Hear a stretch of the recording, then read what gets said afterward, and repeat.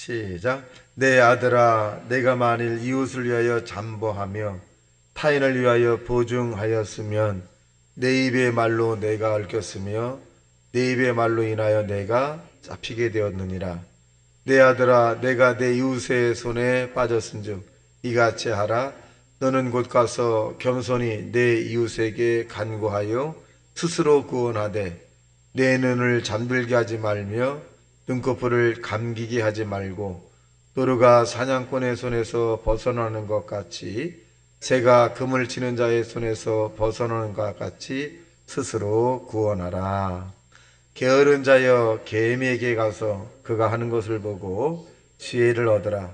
개미는 두령도 없고 감독자도 없고 통치자도 없으되 먹을 것을 여름 동안에 예비하며 추수 때 양식을 모으느니라. 게으른 자여, 내가 어느 때까지 누워 있겠느냐? 내가 어느 때 잠이 깨어 일어나겠느냐? 좀 더 자자, 좀 더 졸자, 손을 모으고 좀 더 누워 있자 하면 내 빈궁이 강도같이 오며 내 굼빛이 군사같이 이르리라. 불량하고 악한 자는 구부러진 말을 하고 다니며 눈짓을 하며 발로 뜻을 보이며 손가락질을 하며 그의 마음에 패역을 품으며 항상 악을 꾀하여 다툼을 일으키는 자라. 그러므로 그의 재앙이 갑자기 내려 당장에 멸망하여 살릴 길이 없으리라. 여호와께서 미워하시는 것 곧 그의 마음에 싫어하는 것이 67가지니 곧 교만한 눈과 거짓된 혀와 무죄한 자의 피를 흘리는 손과 악한 계교를 꾀하는 마음과 빨리 악으로 달려가는 발과 거짓을 말하는 망령된 증인과 및 형제 사이를 이간하는 자니라. 내 아들아, 내 아비의 명령을 지키며 내 어미의 법을 떠나지 말고 그것을 항상 내 마음에 새기며 내 목에 매라. 내가 다닐 때 너를 인도하며 내가 잘 때 너를 보호하며 내가 깰 때 너와 더불어 말하리니 대저 명령은 등불이요 법은 빛이요 훈계의 책망은 곧 생명이니라. 이것이 너를 지켜 악한 여인에게 이방 여인의 혀로 호리는 말에 빠지지 않게 하리라. 내 마음에 그의 아름다움을 탐하지 말며 그 눈꽃불에 홀리지 말라. 음료로 말미암아 사람이 한 조각 떡만 남게 되며 음란한 여인의 귀한 생명을 사냥함이니라. 사람이 불을 품에 품고서야 어찌 그의 옷이 타지 아니하겠으며 사람이 숯불을 밟고서야 어찌 그의 발이 되지 아니하겠느냐. 남의 아내와 통관하는 자도 이와 같을 것이니라. 그를 만지는 자마다 벌을 변하지 못하리라. 도둑이 만일 줄을 때 배를 채우려고 도둑질하면 사람이 그를 멸시하지는 아니하거니와 들키면 7배를 갚아야 하리니 심지어 자기 집에 있는 것을 다 내어주게 되리라. 여인과 간음하는 자는 무지한 자라. 이것을 행하는 자는 자기의 영혼을 망하게 하며 상욕과 능욕을 받고 부끄러움을 씻을 수 없게 되나니 남편이 투기로 분노하여 원수 갚는 날에 용서하지 아니하고 어떤 보상도 받지 아니하며 많은 선물을 줄지라도 듣지 아니하리라. 아멘. 자, 오늘 본문에 있는 내용의 제목은 이 위를 바라보라, 뭐 이런 제목이 되겠습니다. 사람의 존재는 위를 바라보는 존재이기도 합니다. 땅을 바라보는 존재가 아닙니다. 땅을 바라보고 사는 사람과 위를 바라보고 사는 사람의 목표가 다르죠. 목표가 다릅니다. 그래서 오늘 본문에 보면 위를 바라보라. 자, 1절 보기에서 시작. 내 아들아, 내가 만일 이웃을 위하여 담보하며 타인을 위하여 보증하였으면, 그렇게 말합니다. 이 성경은 철저하게 보증에 대한 부분을 쓰지 마라 라고 얘기합니다. 7, 80년대에 남의 보증을 써서 가정이 망가지는 일을 어렴풋이 또 어른들에게 들은 기억이 납니다. 그래서 절대로 보증을 쓰지 마라, 뭐 이렇게 배우기도 했습니다만은 성경도 역시 마찬가지예요. 남을 위해서 보정을 쓰지 마라. 자기가 감당할 수 있는 그런 능력 한도 내에서 쓰게 되는 거죠.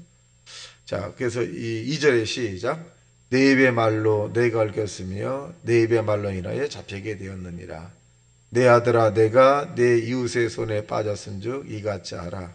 너는 곧 가서 겸손히 내 이웃에게 간구하여 스스로 구원하되 내 눈을 잠들게 하지 말며 눈꺼풀을 감기게 하지 말고 노루가 사냥꾼의 손에서 벗어난 것 같이 새가 그물 치는 자의 손에서 벗어난 것 같이 스스로 구원하라.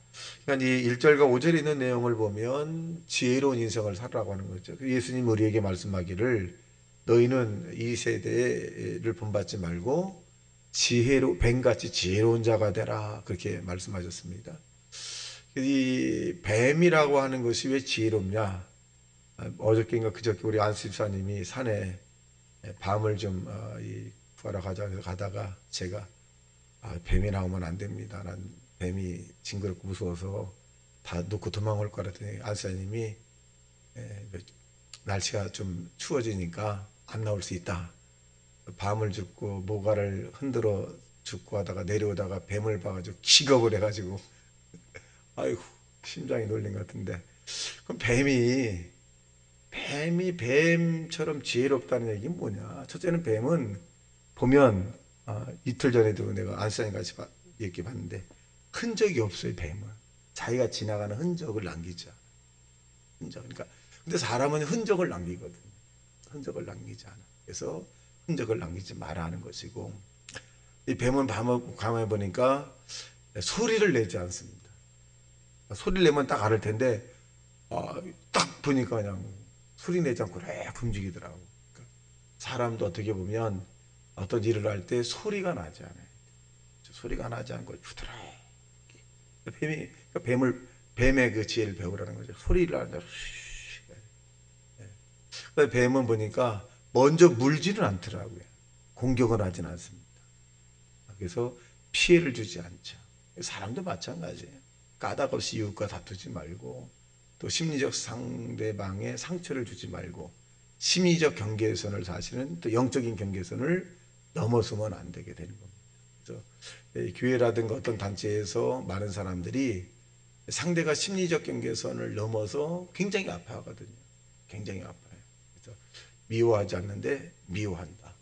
기도하고 있는데 기도해라. 감사하고 있는데 감사해라. 더 감사해라. 뭐 이런 부분들이 도전을 줄 수도 있지만은 그것을 받아들인 입장에서는 상처가 될 수 있어요. 그래서 우리가 고속도로에도 차선이 있듯이 1, 2, 3, 4차선이 있으면 차선을 막 남나드는 그 차는 위험성이 있고, 그 다음에 상대에게 위협을 주거든요. 근데 그 사람은 운전을 잘해요. 근데 거기에 따르지 못하는 사람은 좀 주춤주춤하거든요. 신앙도 마찬가지입니다. 사람 사는 이 삶의 모습도 마찬가지인데, 나 혼자만 운전을 잘한다고 해서 그런 것이 아니라 같이 이 흐름을 타야 되겠죠. 운전을 잘하는 사람은 같은 흐름을 탄다 그래요. 삶의 모습도 내가 좀 지혜롭고 내가 좀 많이 안다 할지라도 흐름을 타야 되겠죠. 흐름을 쭉 같이 타는 이런 모습들. 그래서 우리가 심리적 경계선이나 영적 경계선을 넘어서는 안 된다. 나를 미워하는 거 아니냐, 뭐 이렇게 하려고 하지 않았느냐, 뭐 이런 부분들이. 그래서 이 뱀을 며칠 전에 보고 난 다음에 그런 생각이 떠올랐습니다. 그래서 이 지혜로워야 된다. 지혜로워야 된다. 상대의 심리적 영적 경계선도 넘지 않지만 내 자신의 심리적 영적 경계선도 지켜야 되겠다 하는 것입니다. 그래서 이 1절과 5절에 있는 내용은 뭐냐? 그냥 넘어버린 거죠. 경계선을 넘어서 하기 때문에 이런 일이 생기는 겁니다. 6절 시작. 게으른 자여, 개미에게 가서 그가 하는 것을 보고 지혜를 얻으라. 개미는 두령도 없고 감독자도 없고 통치자도 없으되 먹을 것을 여름 동안에 예비하며 추수 때의 양식을 모으느니라. 게으른 자여, 내가 어느 때까지 누워 있겠느냐? 내가 어느 때에 잠이 깨어 일어나겠느냐?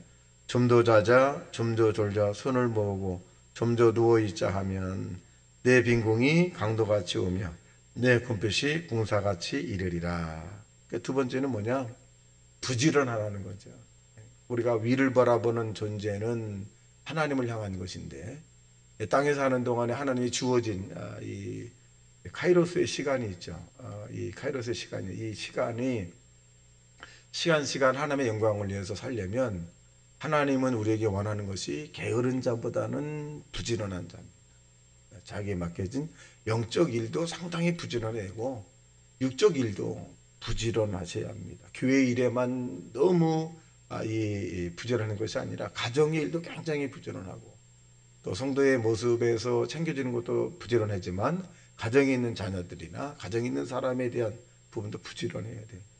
어떤 분이 그런 얘기해요. 아이고, 저번에 교회에서 열심히 하는데 저 집 밭에 가면 풀이 이만큼 자란다고.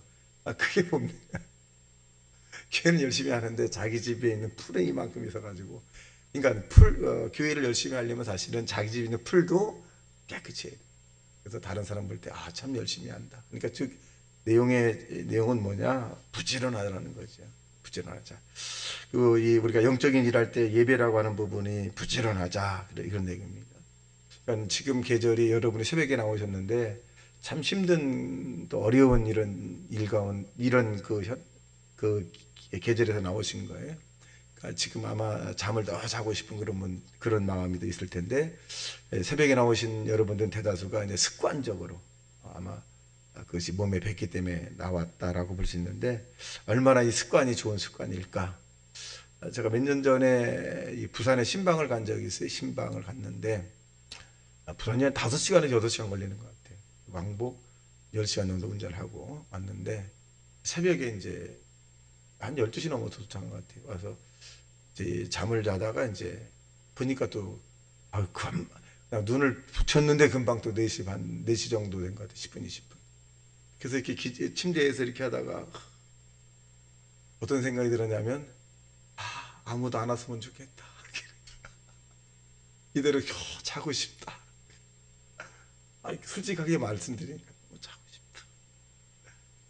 그런 다음에 이제 뒤척뒤척하고 1분, 2분 이렇게 하다 근데 정말 내가 나가는데 아무도 안 와서 내가 기도를 짧게 하고 들어오고 싶다. 이제 그 생각이에요. 그 생각으로 이제.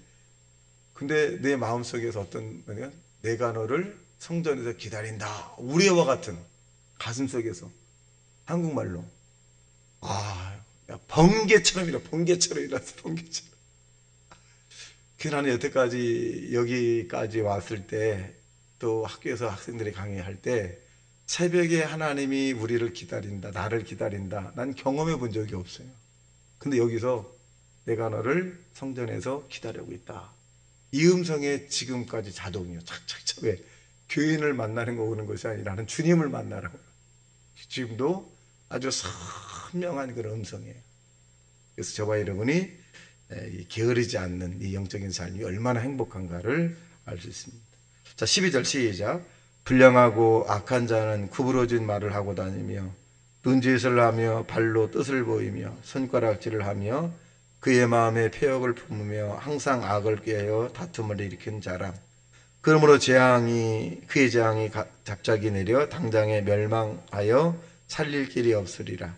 여호와께서 미워하시는 것 그의 마음에 싫어하시는 것이 67가지니 곧 교만한 눈과 거짓된 혀와 무죄한 자의 피를 흘리는 손과 악한 계기를 깨는 마음과 빨리 악으로 달려가는 발과 거짓을 말하는 망령된 증인과 및 형제의 사이를 이간하는 자니라. 자, 12절부터 19절에 있는 내용은 뭐냐?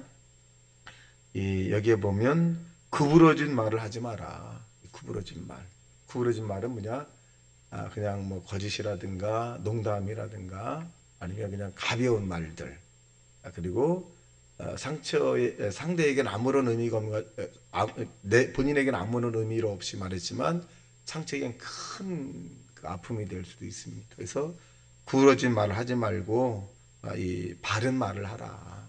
바른 말, 살리는 말, 믿음의 말, 용기를 주고 희망을 주고 꿈을 주고, 그리고 이 하나님의 영광을 돌리는 그런 말을 하라, 그런 내용입니다. 그런 말을 하지 않으면 이 하늘의 이런 모습을 바라보고 하는 것이 아니라 땅의 모습을 자꾸 바라보는 것이다, 이렇게 볼 수 있습니다. 자, 마지막으로 지금 보겠어요. 이 명령과 훈계를 지키는 그런 모습입니다.